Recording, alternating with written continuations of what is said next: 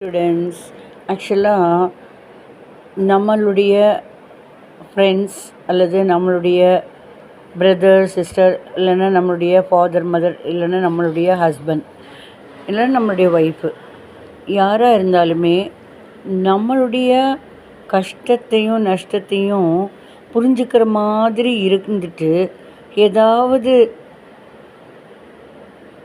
Situation சூழ்நிலை வரப்போ நம்ம மேல் ஏதாவது பழிச்சொல் யாராவது சொல்கிறப்ப அந்த இடத்துல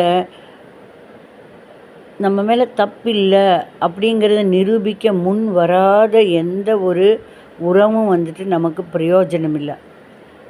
மற்ற டைமெல்லாம் நல்லா பேசுகிறவங்க தேவையான நல்ல கரெக்டான டைம் நியாயத்தை சொல்லக்கூடிய விஷயத்தை சொல்ல வேண்டிய நாள் சொல்ல வேண்டிய விஷயத்த சொல்லலைன்னா வாய் இருந்து ஊமைக்கு சமம். அந்த மாதிரி ஆளுக இருந்து நமக்கு என்ன பண்ணுறது?